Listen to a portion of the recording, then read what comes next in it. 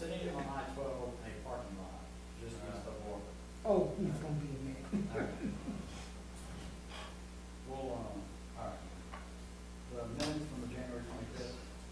This might be Tracy. I thought you said she didn't come. She did, she didn't Oh, come. Oh. First time. did you say I-12? So you jumped out of your car, you got a helicopter, and you landed here. No, it took me, I left Baton Rouge at 4 o'clock. And we were almost dead stopped for about 5 miles. And I get up there and there was nothing. There was no wreck or anything. People just wanting to sightsee around Livingston. It's beautiful this time of year, I guess. Sorry I'm late.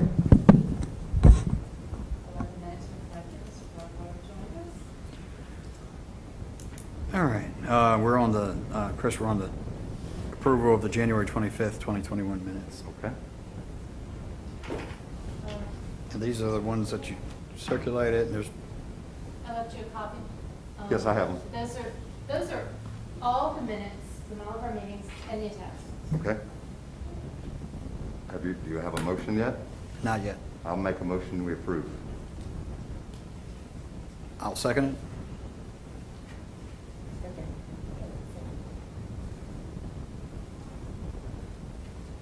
All in favor? Aye. Any opposed? All right. Minutes, approval of the January 30th, 2021 minutes. Make a motion we approve those as well, Mr. Chairman. All in favor? Aye. Any opposed? All right. Approval of the minutes from the February 8th, 2021 meeting. Make a motion we approve those. All in favor? Aye. Any opposed? All right.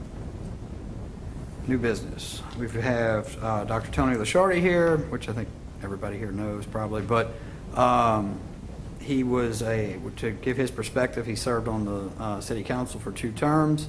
He also was on the last charter review committee, I believe. Chaired the charter review committee, and he is also a political analyst. You want to come to the podium? Thank you, Chairman DiVittorio, for inviting me here today. All right, and I had invited Dr. Lashardi here. I just wanted to get his input and see if he had anything to offer, and I kind of gave him a free rein. If anybody, I guess, has questions, Sure. to the extent he has patience for us, I'll take them. Thank you to the committee for having me here today. As Frank said, I have some experience in city government. I'm also the court administrator of the City Court of Hammond, and had to work with this current council and past councils for our purposes at City Court. And I did serve as the chairman of the last charter review committee. And just speaking broadly, it's a process. We took a long time. We started maybe at the end of 2010, and by the time the ballots, the issues, the proposals were on the ballots, it was November 6th, 2012. So we took our time. We went through article by article, page by page, and thought about some of the big things. What type of government or do we have? Do we want to continue to have this kind of government? Do we want to do a city manager kind of government? We talked about represent the representativeness of the council. Do we want to keep 5 councilmen? Do we want to go to 4 councilmen, 1 at large? Some of the issues you guys have probably beat around already in this review. One thing that we didn't talk about back then, but has occurred to me, is the actual election cycle that our representatives come up in each term is the midterm election, opposite the presidential elections. Is that a good thing or a bad thing? Is it beneficial for the democratic process? What's the turnout of midterm elections versus presidential elections? And so I did a little bit of research today just to educate myself on that. And I found that in the past 4 or 5 mayoral and midterm cycles, it's ranged between 27% and 45% for mayoral elections. And as we all know, and it's no different in Hammond than it was anywhere else in America, there was 70% turnout in the presidential election. So what does that really mean? Representativeness increases when more of the population turns out. So to give you a perspective in non-white versus white turnout, there's an 18% gap in mayoral elections, and there's only a 13% gap between white and non-white turnout in the presidential election. So the white percentage of voters in Hammond is about 48%, and the non-white is 51%, and that includes black voters and other race voters. So, just speaking broadly in democratic principles, if you're interested in a more representative turnout for your mayoral and city council elections, you can maybe consider moving the election cycle of these elected officials to a presidential election versus midterm election.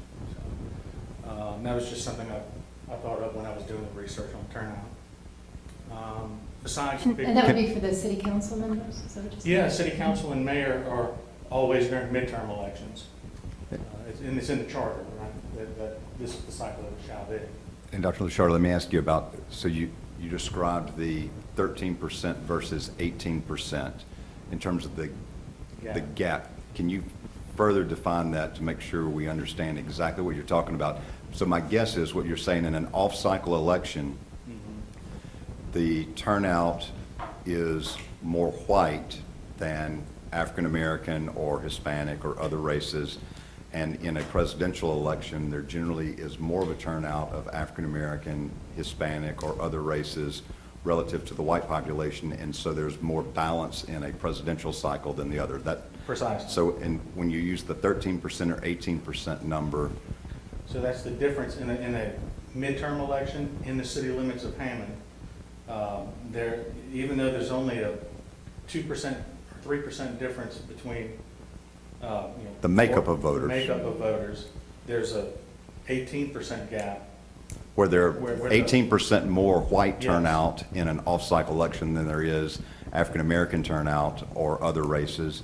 But in a presidential election, white voters still vote more often, I would assume, in terms of the total makeup, but the difference is less. There's only a 13% difference. Right. So it's a Got it. 5% difference There's is what we're talking There's about. 5% difference, yes, Increase in non-white turnout. non-white turnout. Got it. Okay. That's So- helpful. So if that's, so these are the types of big type issues that you can address in a charter review committee to make recommendations. And then, you can get back into the minutia of housekeeping issues.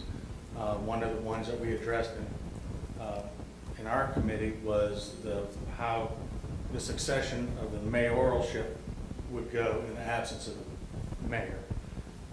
Back then, I think the council president would ascend to the mayoral position, but we talked about it and thought about it and said, well, we'll suggest that the director of administration step in on a long-term basis versus the council president, because number one, being a councilman is a part-time job, and the person who was council president may not want to quit their job and be the mayor for a year or however long the term would be.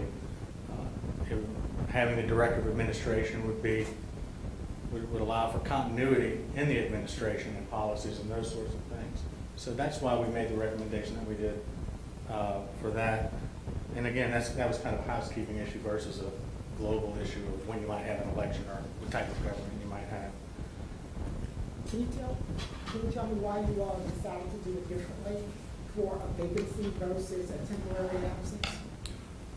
Because for a vacancy, it's the director of administration, but for a vacancy over 12 months, I think it's the director of administration, but for temporary or disability, I think it's an appointee of the council or something like that? Yeah, I don't recall. I would have thought that, as I remembered it, we wanted the director of administration to fill in. No, it's the director, I'm sorry, I missed the line.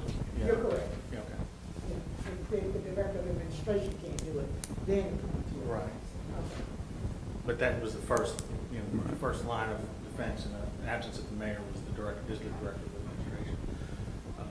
For continuity of policy and those sorts of things. What are your thoughts? That's actually, there were some comments on that topic earlier, and one of them, somebody had suggested or raised the issue of whether it was better or not to have that position fall to another elected, at least somebody who's elected, or even if it's not by the whole city or whatever from the council, as opposed to someone who is not elected by anybody.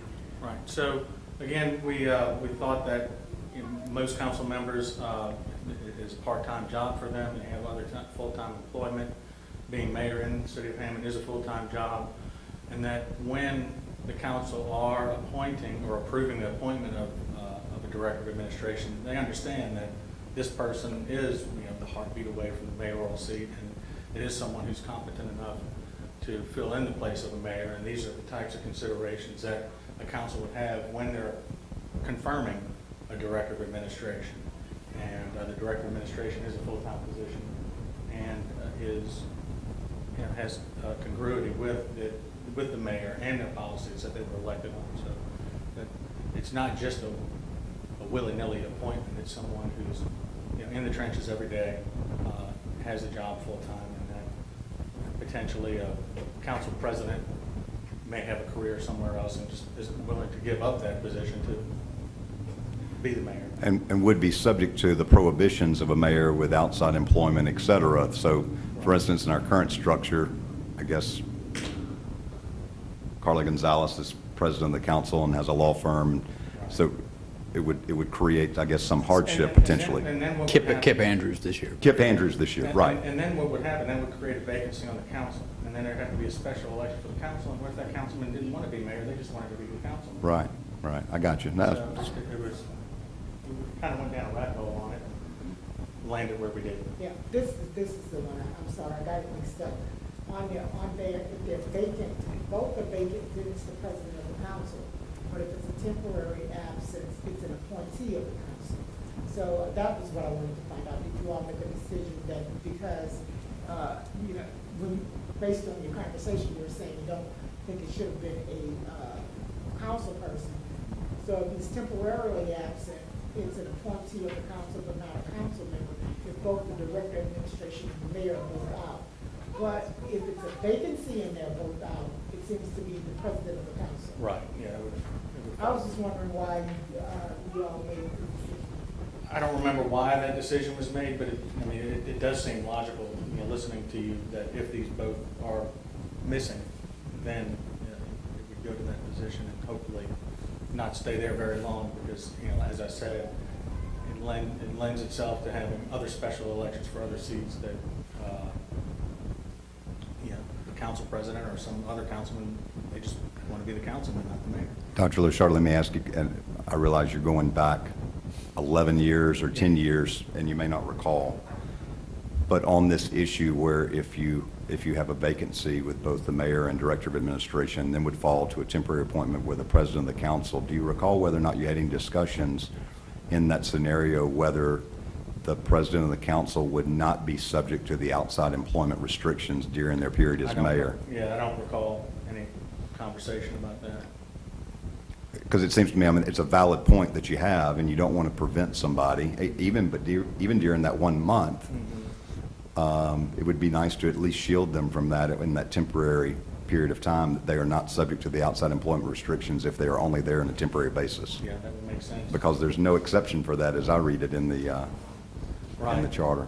Yeah, so, perhaps, it shouldn't fall to any other elected council member, and it should just become an appointment of the entire council who they decide to appoint. If it's someone who's not in government already, or maybe it's the streets or public works director. Well, and I guess, it varies from time to time. You end up with different people with different appointments, with different strengths and weaknesses. I guess, to me, just thinking out loud, it makes sense to then go to whoever is president of the council. But I also think that they ought not be subject to some of these other punitive restrictions if they're only going to be there on a temporary basis, unless, I don't know, maybe you're reading and I overlooked that they're exempt from it. But, I like that it falls to them. They're probably absent the director of administration. one of the council members are probably most in tune on those day-to-day operations, particularly the president of the council at the time. But, Mr. Chairman, I hadn't even thought about that until Dr. Lashardi No, brought it up. I was like, But it might be something to add to our list, that in a temporary appointment setting, that we might need to exempt them, and that it only applies if they get into a permanent situation in that role. Because I would hate to see somebody play politics with, Right. you know, for instance, if Kip fell into that, or Mr. Andrews fell into that role, somebody say, oh, you can't work outside, that you got to give up your job now and play politics with it. And It could get messy. it could get messy, and it would be unnecessary. So we ought to probably think ahead. I'm glad you brought up that issue. And the actual prohibition says, yeah, the actual prohibition. I think if I'm reading it right on page 14, maybe I'm on another, see something differently, I may have missed it, but it says the mayor shall not engage in any outside activity that would interfere with or detract from the performance of duties as mayor. So maybe if it's a short time, it's not gonna be a problem, but if it's gonna be a year, then you're talking about a problem. Well, Yeah. and I don't disagree with that, but having been in politics, I can tell you if there's an opening and that there is a desire, I would rather try to protect that individual who didn't ask for the job and make sure that no one says, hey, you can't go do this outside. Yeah, I wasn't in it, but my boss was strong on it too. Right. Ben, you've seen it, so I just think it makes sense, and Dr. Shardy raises a really good point that we've not thought of in our previous discussions. And I think, fleshing out all these types of things, again, I admonish you to take your time and, work through it all. We certainly couldn't have or didn't work through everything that we did 10 years ago, and, there were probably some things that we did that we didn't entirely intend for. But, well thought out plans or best thought out plans. If it takes you a year and a half to get it to the ballot. And let me ask you about that. Do you recall whether the council gave you all a specified time frame and you asked for an extension, or it was? No, it was open-ended the entire time. Okay. Which I think maybe is a little different than ours. We owe a report back. I don't know whether it says we owe our final report. I'll have to go back and read what we were charged with, or whether we owe a report. Yeah, I don't recall a deadline or a timeline that they implemented when they appointed us. One of the things that I'd like to talk about too is the pay for the elected officials. Right? This is always a touchy topic. When my council came to office in 1999, the salary was $600 a month, and we kept it for 8 years. But the year, we had to do it in a timely manner, so maybe it was a year or two before the end of our term, before the next term, if the next council would be elected, we raised it to $1,000.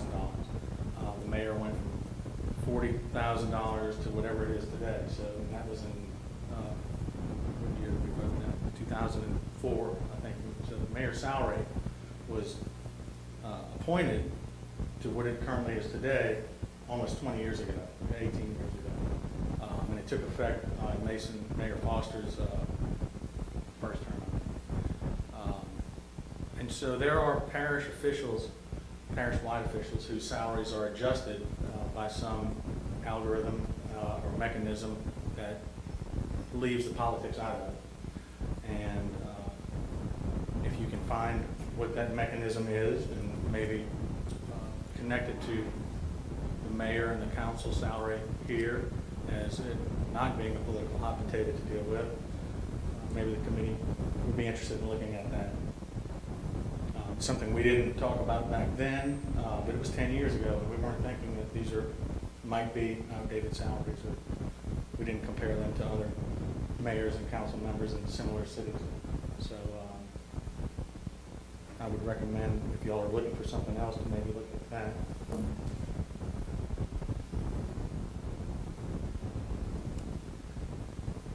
There's the time-honored debate about the police chief. Should the police chief be appointed? Should the police chief, he or she, be elected?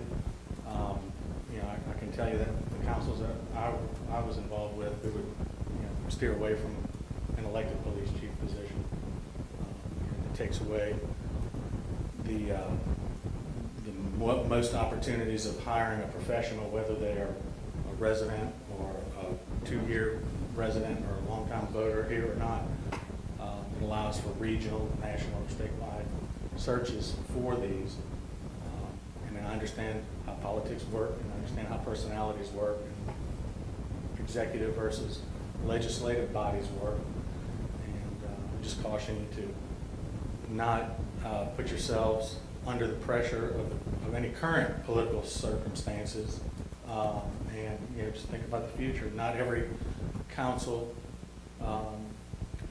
this council may not be as cohesive as other councils have been, and the relationship between the council and the mayor's office, may be different from council to council and executive to executive. But consider carefully what you do with positions like that. It's a department. The chief is a department head. The fire chief is a department head. Public Works has a department head. I think we can wade off into deep waters when we don't think about the long-term ramifications of these types of decisions. Do you know, and you may not, what the elected police chiefs in Louisiana, do you have an idea about which police chiefs, the number or percentage that are elected versus the percentage that are appointed, and how are they for the cities around the size of Hammond? I know that's a lot. Yeah, so there are such things as Larson Act, municipalities, Ponchatoula is one, Independence is one, and those Larson Act all say that the police chief has to be elected, but an overwhelming majority of police chiefs across the country are appointed. I was reading some articles before I came here today, and there are several councils, not in necessarily in Louisiana, but in other places in the United States, that are clawing back elected chiefs for appointed chiefs, specifically for the reason that they're small communities and they don't have maybe someone who lives in the city limits who has the professional or educational qualifications and attainment that they would want. So one of the things that we put in the last charter recommendation proposals was that there was some objective educational and training criteria for chiefs to be appointed here. And when you get into elected chiefs, that all goes out the window. You don't have an education, you probably won't have an educational or training requirement. It's going to be a popularity contest, like a lot of elections are popularity contests. And when you're talking about a specific department with specific requirements, you would think that you would want someone who has the professional and objective training and education, like this charter calls for today. And so it wasn't just the police chief that we put these objective criteria on in our proposal, it was also the fire chief as well, because these are, again, professional positions. Yeah, and if we were, if we tried to find, even if we, looking at the criteria that are in place for the qualifications of a police chief currently, if we tried to even adopt those for an elected position, I don't know that one. The current police chief doesn't. I don't know that there's one person that even, and that's nothing on him. I'm just saying that I'm not trying to get into politics here, but at the end of the day, who even qualifies? Right. Yeah. So and that's why cities, especially smaller cities across America, are heading toward appointed chiefs versus elected chiefs, because they're limited by physical by political boundaries of who can run for the job. And so, having an appointed chief, whether you find him in your backyard in LaRonja or whether you find him, in Washington D.C. or her, gives you that flexibility as a mayor and council. And even opening up, there's no, even opening it up beyond, in terms of if it's an elected office beyond the city limits. It's certainly harder to run a race in an area that you're not in. And again, I've watched this council, I've watched this mayor, and I understand the current political situation. And it's not, and if this council, wants to have more of a say in these types of, if it's the oversight of the job or if it's the appointment of the job, there's language that could be changed in the charter that the police chief serves at the pleasure of the mayor and the council. You know, that's a fix without having to go and change it wholesale.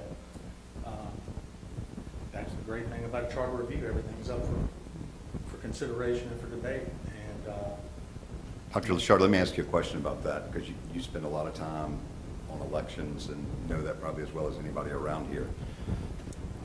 Maybe you can refresh my memory on this. On an elected position, for removal in Louisiana, we have a recall process.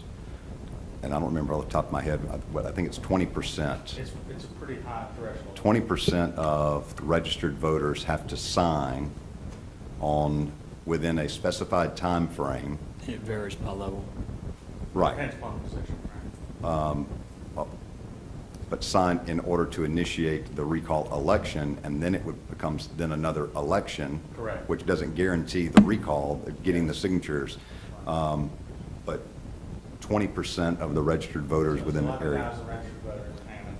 All right, so 11,000 registered voters. 11,114. All right.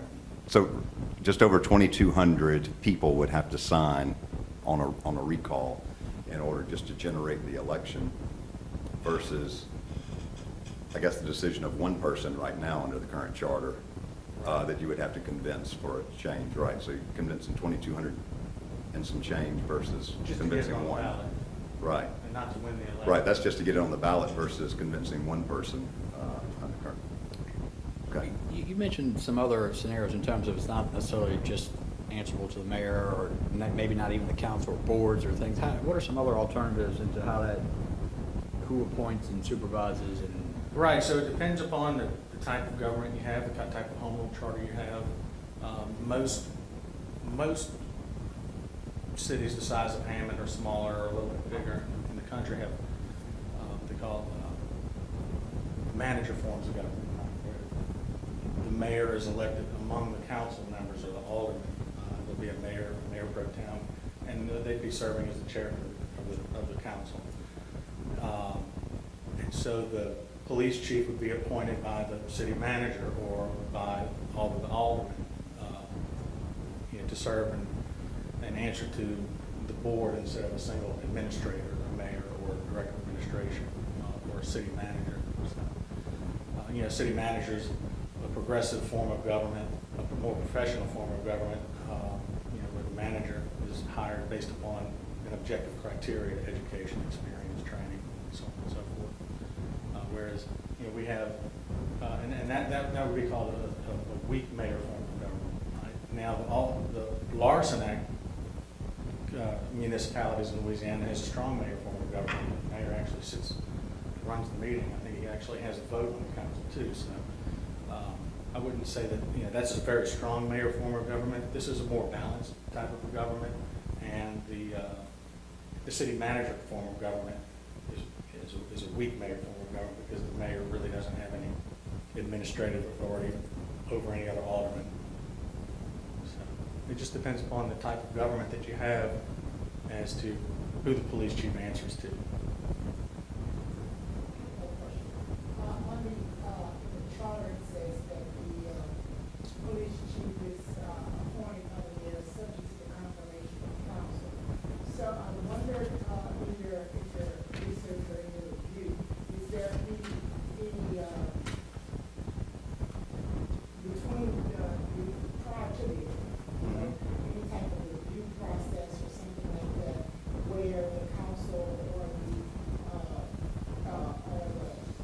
citizens committee or something like that has an opportunity to also review not so much the qualifications of who they have because to get in the door they need to have those forms based on what I see, but just in the form of I like to call it citizens committee or a committee of the council, prior to it, because if you wait till the confirmation at the city council meeting, it has a tendency to go left or right. But it, Yes. and the council will still retain that right, but I think that maybe even for some of this is of course a step, a different step, because I've been advocating this committee, so maybe somewhat No, I don't disagree with you. You know, I've read the same thing before, and I watched and observed as they hired this past chief, and I know that there was some council pushback on some of the things, and you know, as I suggested to at least one or more of them that, well, you know, this is what the charter says, that you know, you have this, you have to confirm with the police chief. Do you have an ordinance that describes how you're going to confirm it? You can create an ordinance that says this is, it shall be made of these people from you know, this committee, you know, somebody from the council, somebody from the community. There are a lot of things that this council can create in ordinance form versus make part of the charter or constitution, right? You don't want to, as Chris has pointed out before, you don't want the Louisiana Constitution as a Hammond charter. You know, there are statutory laws, there are constitutional laws, and I don't think, you know, I'm not an attorney, but I don't think it would be illegal or out of line for the council to create an ordinance or at least a resolution establishing a process of how they will confirm this position. I think they have that authority right now to do that if they're cohesive enough to agree on it, and that's the question: are they cohesive enough? That's the question that always is concerned. Whereas if it's in the outline, you know, even for the 3 or something, I have seen the procedures actually outlined in some charters about how that nomination process will work. I guess I feel that a charter change would be much more difficult than the ordinance change. And that if it's in the charter, the nomination process shall include A, B, C, as well as other things we may want to include. I mean, you don't want to tie their hands so they can't add to it. But it would include a review of the citizens panel or a review by council plus citizens panel, and any other recommendations that the council or whatever may suggest. At least it sets something in writing and without being completely what a council board would be able to be hamstrung. Since that's in the charter, like this, it'll be But I guess to Dr. Lashardi's point, though, if there's going to be a charter change from any recommendation that comes from this committee or even independent of anything from this committee, it's going to take the majority vote of the council to put it on the ballot to begin with. And if they've got the votes to do that, they have the votes right now to create the ordinance to do exactly what's being talked about. It could be done much more quickly and without a public vote and the cost of an election. They've got a lot of power right now that could be used if they want to change it. And you'll see, in the, you know, the power dynamics will change from council to council, That's and mayor to mayor. And when you don't have a council that's cohesive, you'll see an administration, you know, overstep its, you know, constitutional authority, if you will. And then if you have a council that are very cohesive, they may overstep their, you know, constitutional authority. I mean, you remember when, you know, when we first came to work together, that, you know, there was some pushback by the council. We have a very cohesive council, so it changes from council to council, and administration to administration. So we only have that ordinance that it changes from consent, whereas with the charter committee, at least if you get the thing passed, it's going to take a vote. Whereas with the council, you know, who comes in and disagrees, it's just that. And that's why I said I'm not talking, but my suggestion would be that we put something in there and that does not hamstring the mayor of the council, but does provide some idea or some guidance and let them take it from that. right. And I just wonder, I mean, I've looked at some things for some other cities and not necessarily in Louisiana, and they seem to have something like that. You know, it doesn't say, it says that the committee shall consist of, you know, city council members and X. And that, they don't tell you, you know, they let the council or whatever determine how that works, but they do at least outline that. Well, like the, you know, when we watch these judicial confirmations, whether it's the Supreme Court or other court members of the Senate, you know, I think the Constitution's pretty broad on the consent and advise and consent. Well, guess who makes up the rules about what that advise and consent is? They're in-house rules about how it's going to happen. So whether Not in it's the Constitution, right, yeah, in spite of which party is in control. that's right. It's a very brief constitution. Yeah. Something that Louisiana has So, yeah, it never works found. either way. Yeah, that's what I think about it.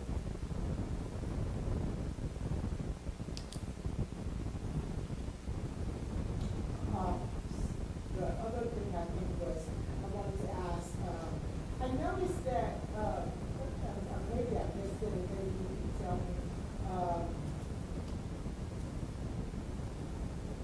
and then I looked at it again, and maybe I missed it, the fire chief has to, is civil service, so the police is not correct. Yes, ma'am. And that was in 1999 or 2000, with Mayor Tallow, this council went to the state legislature, and then it was State Representative Powell, who I think offered the legislation to take the police chief's position from civil service upon the current, or at the time, that police chief's tenure in office. And it was state legislation that did that, not ordinance. Lasted another 10 years or so, Yeah. 15. Yeah, talk about Remy, the things you remember like yesterday, that's one of them. Do you have any observations about whether that was helpful Yeah, or not? I worked under or with the same chief from the time I was elected to the time I retired from term limits. I don't have any experience working with a chief that wasn't civil service, and I don't know if it's a good thing or a bad thing. It's what we have. But our council voted in a resolution in favor to support the request from the legislature to make that change. You heard the council talk about it, and you kind of mentioned it when we first got started, about the idea of at large, the 5 council members that we have, plus an at-large member. Did you all determine why you did not go that route? We thought that, 5 representatives was more than enough to represent you only have, 5,000 or 2,500 voters in each of the districts, more or less, except in District 5, which is abnormally low. We didn't like the idea of a 3-to-3, the burden it would get to have 4 out of 6 votes to pass something. We did, I remember I liked the idea of 4 councilmen, 1 at large. You still had 5 councilmen, so you didn't have to get to that 4th vote threshold. But the other thing that I like about it is that it gives citizens double representation, twice as much council representation than they do now. If you think, well, I got to call Sam DeVittorio, he's my councilman. Well, if Sam represented me as my councilman, I'd also have an at-large councilman to go to with my issues. So that's kind of what I liked about the idea of an at-large councilman. But you come to the political question of who's not going to be living, or how many, you're going to put 2 councilmen or 3 councilmen in one district, and which office are they going to have to run for? And they have, the council have interviewed and maybe come to an agreement with the redistricting. Thought they had a meeting a month ago. Now, we just had the census, so redistricting is going to happen. So council lines are going to have to move again to have as equally number of people, not voters.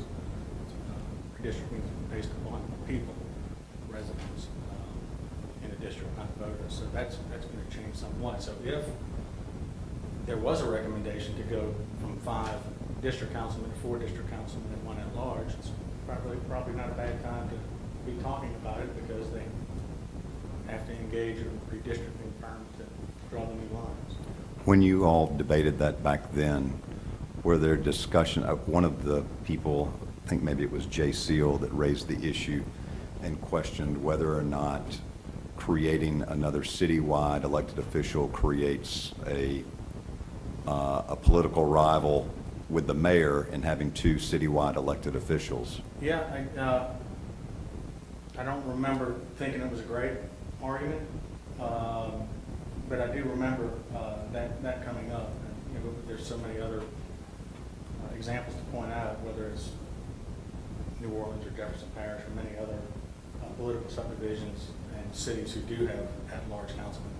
If you look at Denham Springs, they're all at-large. You know, they're all their aldermen run, and it's top 5 vote getters win the seats. So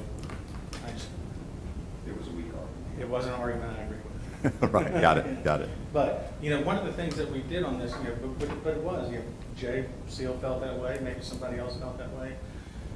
And unless it was, you know, almost unanimously agreed upon by the charter committee, we agreed not to take it to the council. We didn't want to bring divisive issues to the council. So if there were, you know, I don't even remember how many of those there were, maybe there were 7 of us, 7 voting members. And if 3 of them said, you know, no, we don't want it, we weren't going to let the tyranny of the majority bring that to the council as a recommendation from the body. We wanted general overall consensus that, you know, this committee believes in these 8 things. That's how many things we brought. One of them failed. It was a recommendation to increase the salary of the president of the council. And that lost, I wrote it down. Council president, 44% said yes and 56% no, but the other 7 passed with, you know, high 50s and 60s and 70s. You know, we just didn't want to create too much controversy with our recommendations. I don't know if this is better or not, but you do, having an at-large councilman does weight over, well, I don't know if it's overweight, but it does increase the voting weight of the majority. It only takes 50% plus 1 vote to be elected to office, but now that 50 plus 1 have essentially an extra vote on the council, whatever they are. And that doesn't, how did that, or did it not factor in? It does change the dynamics though of the vote, you know. You talk about demographics. Just everything. I Yeah, mean, it's so- like whether it's, I mean, it could be demographics, could be economic, could be just area. I mean, if you've got, you know, I don't know, you know, you might take a 2 neighborhoods or, you know, a few neighborhoods or whatever, some side of the track or whatever, you know, I don't know, whatever it is, but if you assemble that, the 50 plus 1% vote that elects that at-large council person may not be the same, you know, could really shake out differently than how the votes would shake out whenever you have 5 districts voting. Right, and who knows how the courts would see it either. Right. You know, this the form of government that we have now since 1977 was forced as a compromise because the commission form of government was not representative. And so not having that, was Section 5 of the Voters' Rights Act that was not renewed, you know, before when you presented a plan like this, you'd have to get pre-clearance from the Department of Justice. Well, even though that's not required, it still has to pass the courts, right? So, I mean, so this is kind of a big topic when we talk about things you should consider or not. You know, you need to consider that it's going to have to pass the courts because it's effectively changing government and potential representation. Back when I was on the council, there were always 2 minority districts, and not until Councilman Marshall got elected was there change in dynamic, right? And there were 3 black councilmen and 2 white councilmen, and that's, you know, that. So that can go back and forth, and it speaks to the parity in the city of, you know, white voters versus black voters or non-black voters. There's 48% white voters, there's 46% black voters, and the remainder are, you know, classified as other race. But the fact is that black voters do not turn out at the rates that white voters do, and that's why I brought up, you know, changing the cycle to the presidential election. If you wanted to increase representativeness in the electorate for the mayor's race and council races.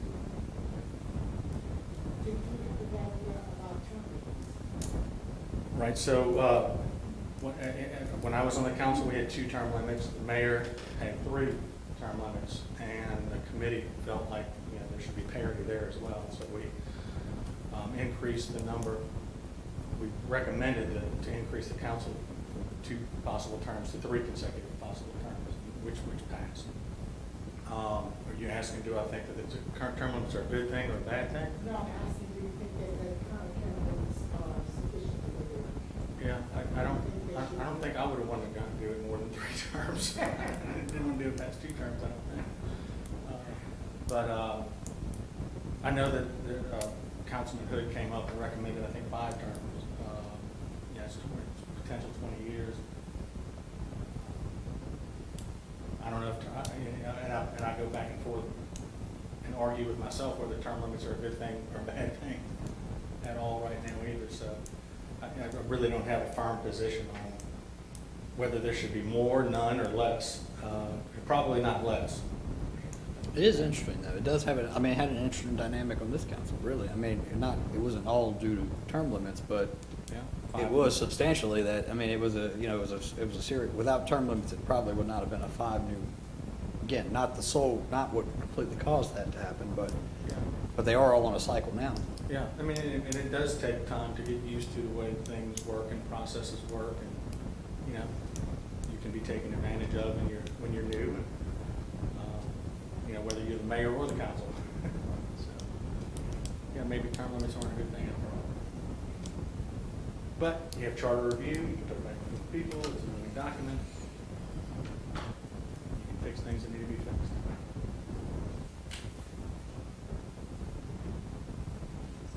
Were there other items that you guys took up that you recall that either maybe that 5 out of 7 thought was a good idea, but you didn't bring it forward, but there was significant interest in? If we did, they've fled me. I don't recall anything specific. One of the things that did pass, and it came up recently on this council, was where is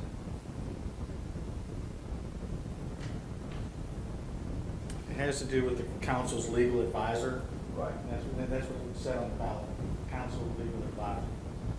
And it was, I remember it was something that I wasn't wild about when I first heard about it, but as we talked about it, it was a recommendation from Councilman Marshall, I think, who initiated the interest or broached the topic.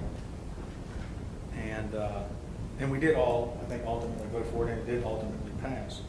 And when it passed, oh, here it is, legal advisor, and what it said on the ballot was on an issue-by-issue basis.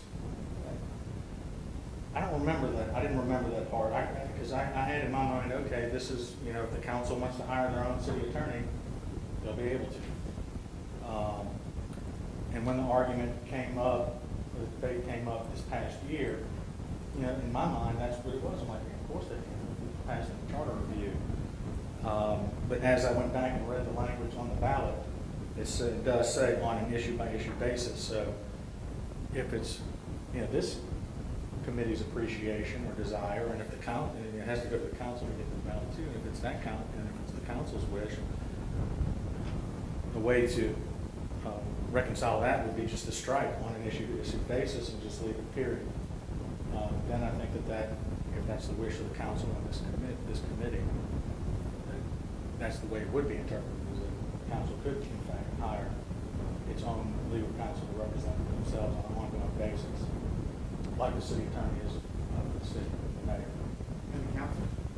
So you need to clean up. Right. Or you could put in, because it says for the city attorney serves at the pleasure of the mayor. Yeah. You could put and serves at the pleasure of the mayor and the city council. That's another way to clean it up. You never served on the council with an attorney, did you? We had, with the ability to hire. Yeah, we did. It was a debacle, but the Fagan Drive issue, right? We hired a special legal counsel to represent the city, for the lawsuit with the mall and Fagan Drive and the Spike Strip. So we hired other special legal counsel when our city attorney had. That was for the city. That wasn't this scenario where, the section we're talking about, or that you brought up, was about where the council could hire its own council attorney. Yeah, no, you never had that. No, ability. because Right. It was never in the charter. Were there times when you No, there was. wished you could have? Yeah, Yeah. sure. I think, I don't want to Go ahead, jump in. Had too many conversations. I think a lot of things that would prevent the council from, on a basis from hiring a lawyer to represent them. We had a case with the Davis, there were a couple of instances. And as you did with Bacon Drive. You know, the question becomes continuing representation. So if you've got a case or an issue that requires expertise or because of a conflict, I think the council could do that today. Wait, are we talking, I'm sorry. Because there is a special legal counsel that's talked Yes, about in correct. the charter already. Besides this But, amendment that they passed. but y'all are talking about the special legal counsel representing the city, like the spite strip thing. That you weren't representing the No, right. council. It was a special There was never property an issue lawyer where or the council whatever. needed a lawyer. But I think what Andre was just talking about is, under the current charter, Yes. nothing prohibits the council from doing that now, and even though it says on an issue-by-issue basis, to me, you've got two options. One is, actually, you have three options. One is on an issue-by-issue basis, is if something specific comes up, council wants their own representation on that issue, and then says, okay, we have no need for it going forward. If a council wanted an attorney, basically always with them, all you got to do is just identify the new issue and renew a new contract, and you could keep them essentially there all the time. Or the third issue is there always an issue going on that it's wise use of city funds to pay someone a yearly contract when you may only have an issue in January and November? Right. But that's for the council to decide. But to me, even with it saying on an issue-by-issue basis, there is nothing that prohibits a council from saying, this month we have a new issue, you're hired again. They can hire anybody they want. Even that, you could certainly say, I think you could even take the position that the issue is procedure, city council meetings. Yes. That's the issue. Contract Right. with an attorney Yeah, that says, like we do sometimes at the state, we have an amount, say you have $50,000 contract. Right.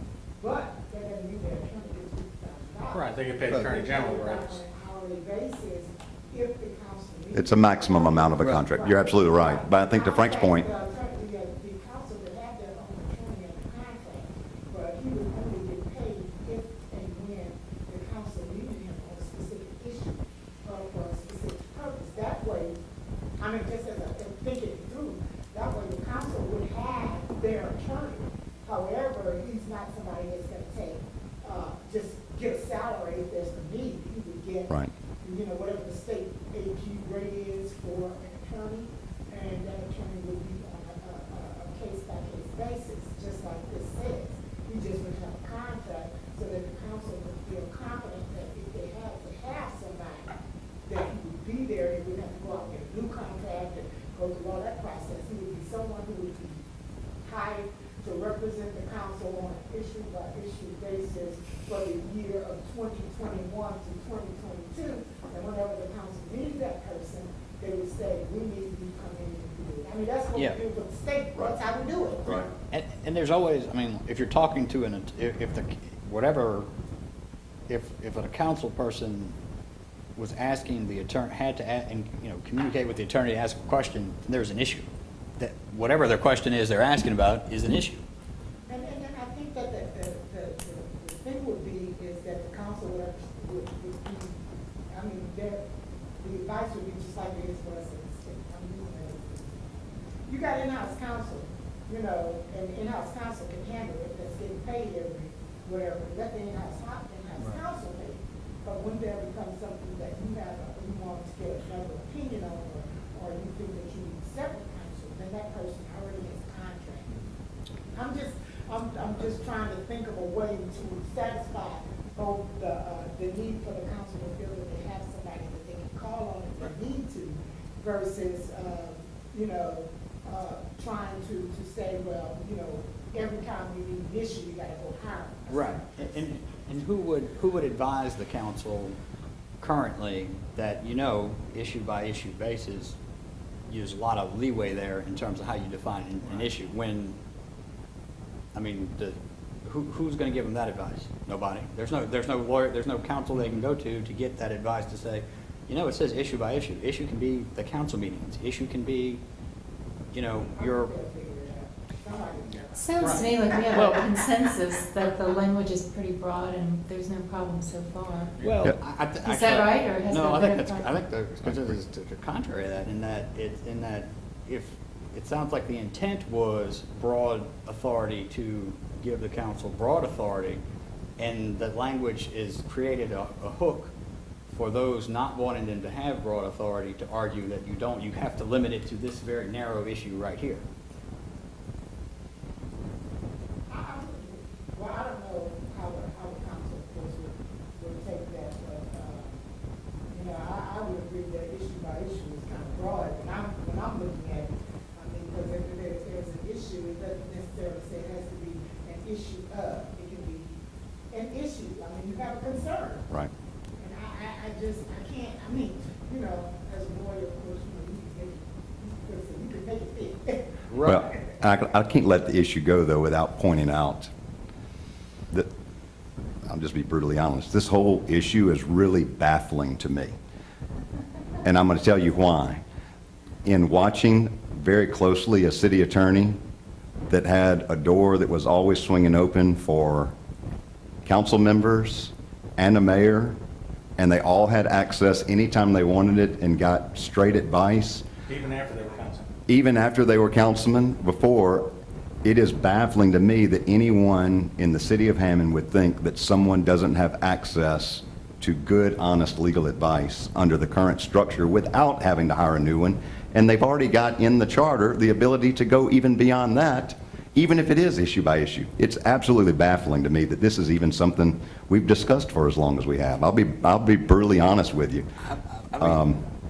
That's because maybe folks are concerned that the next person may not be as accessible. And I think part of it was the issue, you know, when they were trying to hire somebody to look into the issues and things that, if the council and the mayor, you know, disagree on a particular issue.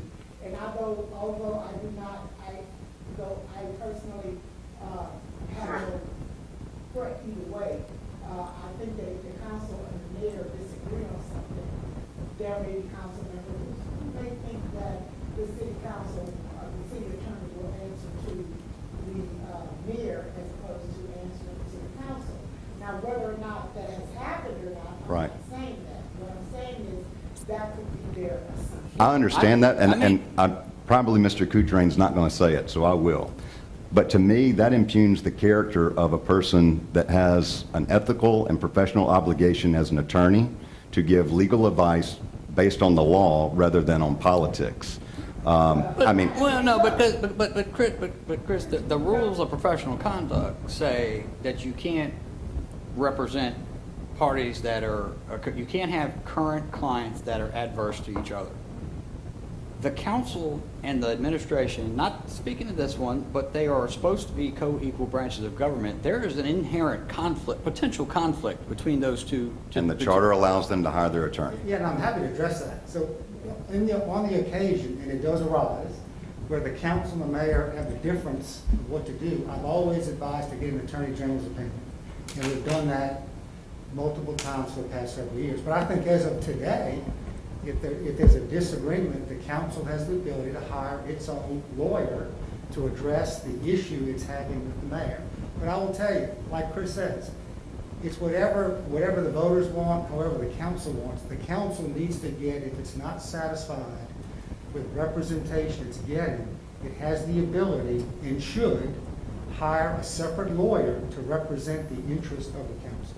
I have no problem and no question. And I wouldn't use the word that they want, that to imply that they thought that the city attorney was not. But there can be more than one opinion No on a doubt. particular legal issue. And I mean, no we're doubt. lawyers, if there was only one opinion, well, y'all, because I'm retired, but y'all wouldn't have a job, right? You wouldn't have a job, but there was only one way to view it. So I don't think it would be disparaging to say, I want another opinion. No, I don't think it's. No, I don't either, which is why I agree with what's in the charter. My point is, I disagree with the opinion that just because there's a legislative branch and an executive branch, and because the city attorney is appointed by the mayor that that the attorney is somehow in a conflicted position, or that someone would think that they're not going to get that attorney's best legal advice on the issue presented. I think that the current structure, just my opinion, provides that opportunity if there is a concern that there is some conflict there. The current charter allows for that. But I also, I guess maybe I'm a little protective of the current city attorney in that, and that one of the most honest, straightforward, good lawyers I've ever known. And, I take a little bit of offense to some of the, and I know that's not what y'all were insinuating, but I felt an obligation to at least point out that having that discussion, it seems to me tends to call into question the performance of a city attorney that I think needed to at least be pointed out, that I've never seen anything ever untoward or political in an opinion that was given ever. Even opinions given that maybe the mayor that appointed them didn't like. So anyway, look, I think we all agree on it. But I wanted to make sure I pointed that out. I would not take it personally, and I hope that he doesn't, but I mean, I've worked as the executive counsel for my boss, and I had. You gave opinions they didn't like. I gave it to him, but sometimes what they tell me, I'd like another opinion. Can you Yep. contract counsel and review this? Right. Or sometimes Sure. we could not agree, even among legal. Right. There were, our attorneys, one group would do the research, and one group would say, well, no, I think they can do this, and another group would look at it and say, no, I think they can't. So we would get another opinion. We would hire outside counsel. So it wasn't a reflection on our abilities or what we thought. It was to be able to get another opinion from somebody else outside. And I asked them, maybe it was my ego, but I wasn't offended. I was like, bring it on. Sure. And maybe he's not. Maybe he's not offended, I was the but one that approved outside counsel, so. You fixed it.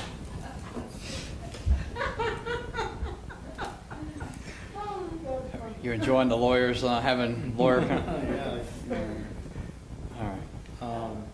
I'm sorry, we just went off. Yeah. the tangent. Yeah. He's like, I'm still here. Who brought this subject up? Who brought this subject up? I think you did. You did. Yeah, you definitely did. So you didn't expect to see the words issue by issue basis. Perhaps maybe the council may have added that in before it went to vote, after the charter review committee came back They out. may have, but I think they went through untouched, and it was just. Oh, you just didn't know? I didn't Okay. notice. Whoever was drafting it may have put it in, and I just didn't remember it. But I brought it to the council. I went through it all, and we did a thorough job. Jay Seal was on the committee. He was one of the fathers of the charter to begin with, right? And he had his staff here, and they did the minutes. They prepared the language for the document for the ballot. We all reviewed that. I came up here before the council and read through what it was going to say. I probably read issue by issue, and just it escaped me. I didn't remember.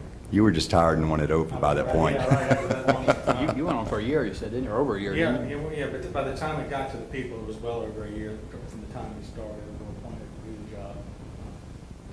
And so, unfortunately, you have a timeline, you have a deadline, but taking all the time that you are allowed and let the ideas marinate. Something's going to come up, like we were talking about earlier about That we didn't think of. that we don't think of every time. I had one more experience a couple of years after, maybe it was 2014, the parish wanted to have a committee to revise its charter. And we spent a long time on that too. I served on that committee, and we came up with a bunch of recommendations. And the parish council declined. They didn't put any of our recommendations on the ballot. And then maybe a year or two later, they took two of our recommendations, which were for term limits for 3 terms for the parish president and for the parish council, and put them on the ballot together.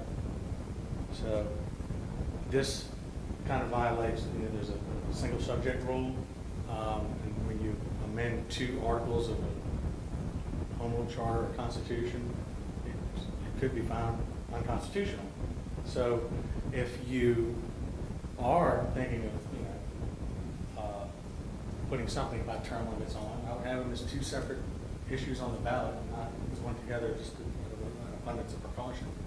You think those would need to be separated? The term limits is in, Term limits is in, The issue? Article 1 for the council. Right, they're in different articles. Branch. So they were amending 2 articles of the parish's home rule charter with 1 vote. You know, again, I'm not a lawyer, I just know what I read, and I've seen them overturned. I've seen instances where they've been overturned.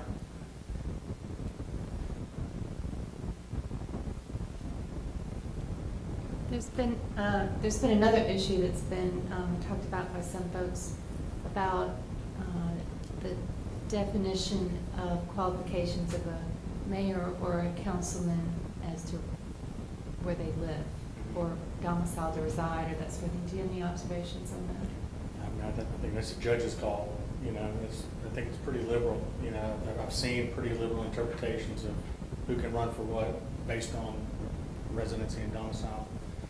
I know that former mayor, the late mayor Reggie Goldsby, named me, he had a house inside the city limits and a house outside the city limits. And I think he was challenged multiple times and found, you know, very liberally that he qualified to run and be elected as mayor. But yeah, I think that's totally a judge's call.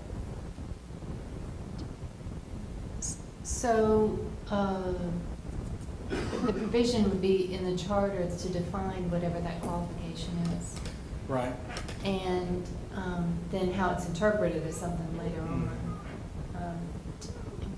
Had you been involved in any discussions or consternation about that? No. In your past, that you Yeah. can And I shed any think light on all- what helps or doesn't help, or any suggestions to? I haven't thought about it very long because I think it's really nuanced, you know, with the domicile and residence and, you know, maybe it's just something I'm not real interested in, but I just haven't, you know, thought a lot about it. Totally fair. And I've, you know, always said, okay, well, I guess the judge will decide when I've seen it. So no, I don't have an opinion either way.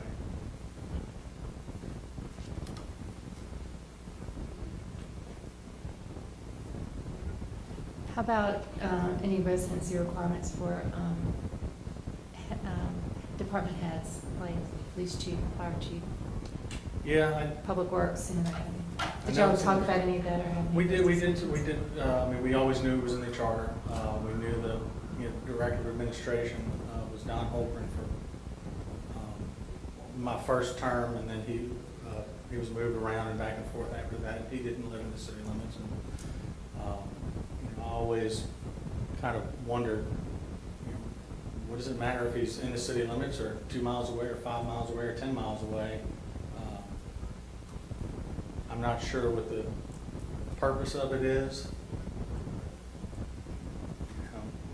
I don't think it's necessary to have an effective administrator that lives in a specific area. But, you know, certainly I would think that you know, going back to your other question, that the elected official, you know, lives in proximity to, or resides or domiciles or whatever. I think that's important. You don't want to elect somebody from Ponchatoula to be the councilman in Hammond. Amen.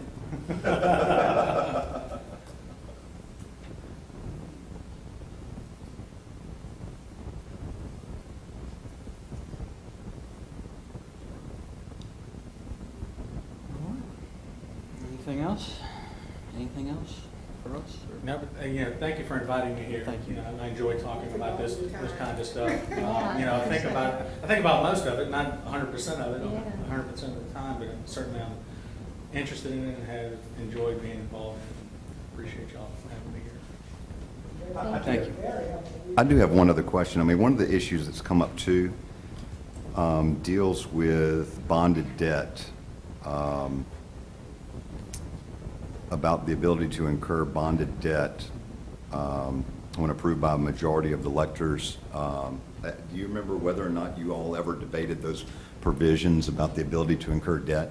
It was never up for debate when we were, when I served on the council. It was, you know, we always knew we had the capacity to borrow $15 million, $30 million, whatever dollars it was, and that was approved by the voters. Right. And so when we had a $5 million bond or a $10 million bond that we had paid down to $3 million or $4 million. Increased capacity, you had We had- the room. Right, we had room, and when the interest rate went down, we were able to bond it Refinance, back up yeah. because we had been approved for that amount. Right. Yeah, we never went back to the people and said, okay, we know you already approved us to borrow $10 million. We want you to approve how we're going to finance that. Right. I don't think that doesn't make sense to me. Gotcha. You have to go back each time and say, well, you've already given us permission, but give us permission again. Right. Okay, so I didn't understand that. So there was a vote that authorized the Total bond capacity. some total bond capacity. Yes. Andre, is that still, did that expire, or does the new Attorney General opinions change that, or? Yeah, there was a bond referendum. Of course, city has bond lawyers, they do all that. My understanding was because of the language of that bond, it gave the city flexibility in its use of the money up to a certain point. Like a line, it was more like a revolving line of credit kind of thing? Because of the language. The debt that was come up recently came outside of all that. Okay. And would have required something. So is that still in effect? I honestly don't know. Do you think we'd be able to do that again? I think now? if it could have been done, it would have been done, because we had a bunch of bond lawyers looking at it Okay. multiple times. No, I mean, it's like, today, would it be possible to to submit and pass a kind of revolving bond line, I don't know what the technical term is, but today, or do you think under that new Attorney General opinion, without changing the charter, every single bond would have to go to the voters? I think a bond is going to have to go to the voters. You could go to the voters with something that gives a lot of flexibility, like that one did, that you drew money down on. Okay.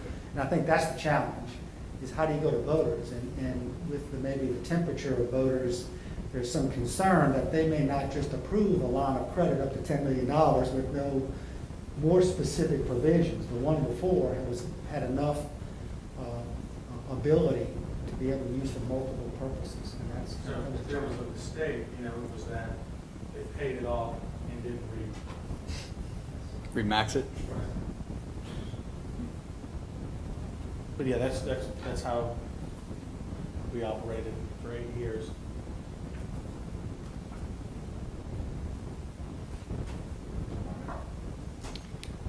All right, thank you. Thank you very much. Thank Good you. to see Thank you for your everybody. time. Thank you Thank you. very much. Bye-bye.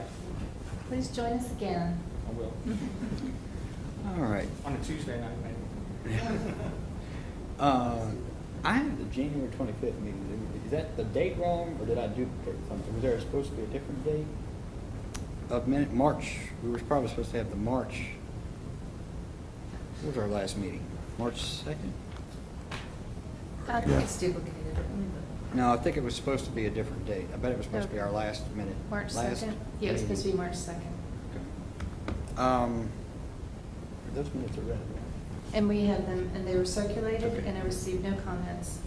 I move to amend the agenda to state, correct the error there, and that it'll be that we address the March 2nd. March 2nd, 2021 minutes. Second the motion. All in favor? Aye. Any opposed?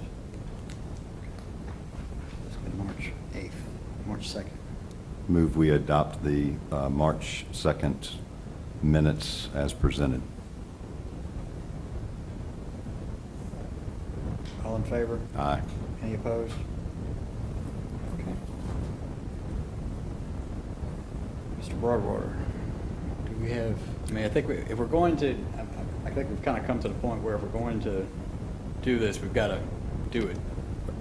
Yeah, there's no new update in terms of new people. I think I circulated the names that I received, that we certainly could add to those names if anyone else knows additional individuals.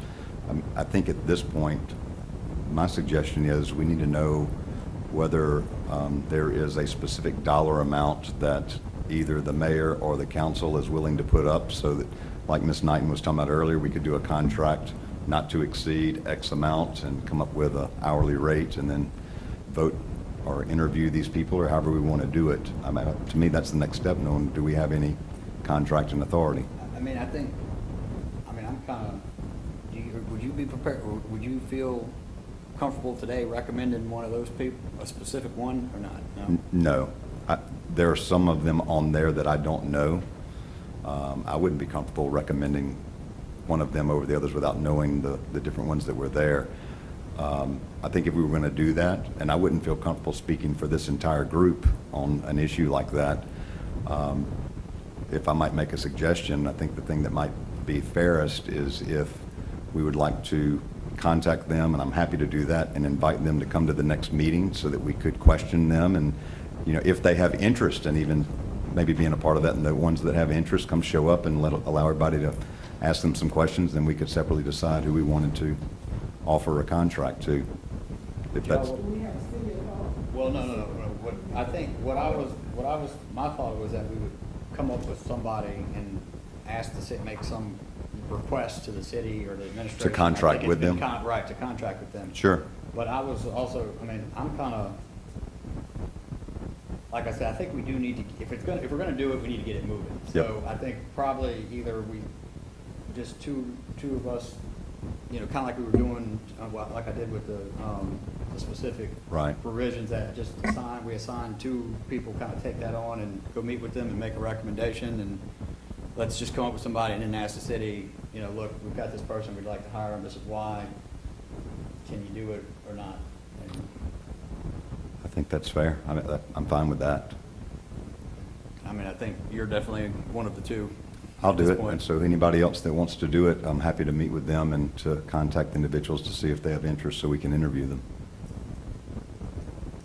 Are we looking for volunteers? You want me to nominate somebody? Okay. I know, no, I was just waiting for you to jump up to see if you want to do it. I'll be happy to do it. With you, Chris. Okay. Two of you, fine? Okay. I'm close by. Yep, okay. I'm not retired. I will, If she can't make a meeting, I'll take her place. we don't have a problem having 3 people there if you want to join us. That's really okay too. I'll reach out. We can't end up with a quorum. We can't end up with a quorum. Oh, that's okay. Yeah, so you don't. Thank you. That's good advice. Yeah. All right, I will reach out to them and see about getting some potential dates to see who's interested, and then we can coordinate, set a time so we can come up with a recommendation by the next meeting. All right. The public is welcome. I also I asked Lacey to check the email. We have no new emails to address at this point. The number 5 I put on here because I had intended to give, Andre was the only person that was Johnny on the spot about doing their assignment, including myself, who has not done it. So I really just intended to provide it to Leslie to attach to the minutes. I guess, Andre, can I just add that? Can I just give that to her, your email? I just was going to give her your email to attach to the minutes. That I left open, this is the part of the, one part of the charter that we thought conflicted with state law does, which gives a time limit for, this is 601 subsection 6. That has a 60-day period for an election to take place, and that conflicted with state law. So I gave Frank my recommended language. One question was whether you still wanted to allow a special election to be called by the council. I think it's okay if the council wants the ability to do it in an extraordinary circumstance. So I just want to point that. I don't want to make a decision for the group, but I gave the language, and that would be my recommendation. Look, Andre, so you're asking if we amended paragraph 6, would that remove the ability of them to call a special election? And the reason I'm asking because in 704, it specifically references their ability to call a special election. My recommendation is you still give the council the ability to call a special election. Got it. Because there could be an extraordinary circumstance. Okay. And I gave that specific language. It's pretty Good. straightforward. Okay, Yeah, good. And I'm sorry, I meant, like I said, I meant to bring copies of it with you. Okay. Thank you. So I will read into the minutes Andre's email dated Monday, February 15th to Frank DiVittorio, and it describes some suggested language to section 6-01, subsection 6. And I'll attach these to the minutes, and we'll have the suggested language I'll circulate to everybody. Thank you. And Andre, the recommended language with them being able to call a special election doesn't prohibit them from calling the election on a previously scheduled election that is already there. It's just if there's not an election, they would have the ability to call it to set the date for a special. Is that right? Yes. Great, thanks. Yes. Yes. Yeah. Well, I've been emailing somebody, not you, apparently. You're right. Our email has a 56 in it, and then I don't know where it came from, but it was in my, yeah, it was in my thing. And she was like, "What happened to the agenda?" And I was like, "I sent it to you." And she's like, "No, you emailed somebody else." So, anyway. On that point of order, Chris, we've gotten return emails from your email that say that they're not able to be delivered. Sometimes they go through, sometimes they don't. And I don't think it has to do with the size of the attachments or anything. So, Is it a Gmail? no. Because I mean, sometimes the state will put those filters in. That might be the case. I can give you a private, a personal email address if you want to add it so it can go to both. That way I get it. That'd be great. I'll do I'll that. get that from you. Thank you. All right. It's already 7. Do y'all want to just adjourn for now, or do y'all want to go through I these? move that we move the rest of these items for our next meeting. Yeah. Schedule a date. All right. I second the motion to adjourn. Well, we're scheduling a date first, so it's not really. I withdraw my second. Mine was only to move this to the next meeting. You second that. Yeah. Move it to the next. Okay. All in favor? Okay. Any opposed? All right. And then I have the dates, and I did manage to print. I did get those off the printer. So let's see. I've got. Chris is here. Doug is not here. He sent me his dates, and Tracy's hers. All right. And I've got dates that the chamber is available. All right, so the chamber is available the April 5th, 8th, 15th, May 3rd, 10th, 13th, 24th, 27th, and 31st. I recall that the 5th was not available for several people. The 5th is out and the May 31st is out, so people not here. So that leaves the rest of those. I have a conflict on the 8th, but it may not create a problem for you quorum-wise. I just may not be able to make it. And in all transparency, my daughter has a softball game against Ponchatoula, the big rivalry, and I left the legislature so I wouldn't miss those, and so I'm letting you know up front I'm going to go to that game. So That's We right. can hold the meeting. April 15th is a Thursday, which is, I think we've said is good.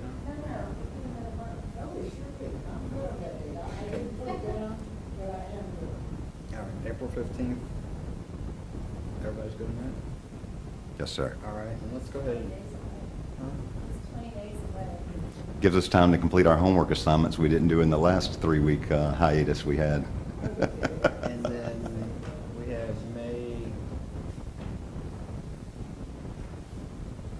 10th. Does that work for people? Yes, sir. We'll set those 2 days. You want to set a third one? If, I don't necessarily have an issue doing it. I don't know whether, I think Tracy provided her response as well, so I just wanted to make sure we didn't schedule without her, but if I think she responded. She told me, she says, I'm unavailable April 5th and May 31st. Okay, so that's good. I would say let's go ahead and set it, because otherwise our calendars will fill up, and it'd be better to go ahead and block it off. So the 24th is the next Monday available, and the 27th is the next Thursday. So there's 2 dates. Basically, it's May 24th or 27th, which is a Monday or a Thursday. So. I'm okay with either, whatever you all prefer. All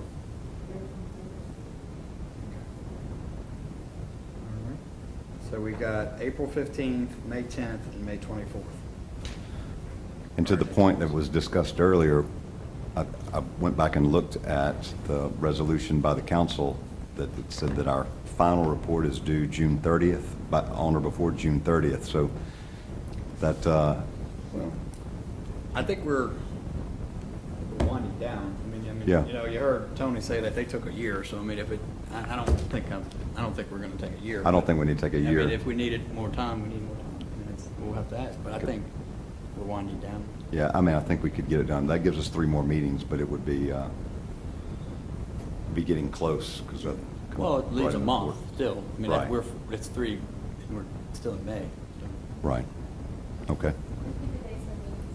April 15th, which would have been tax day, I guess. May 10th and May 24th. All three of them. Okay.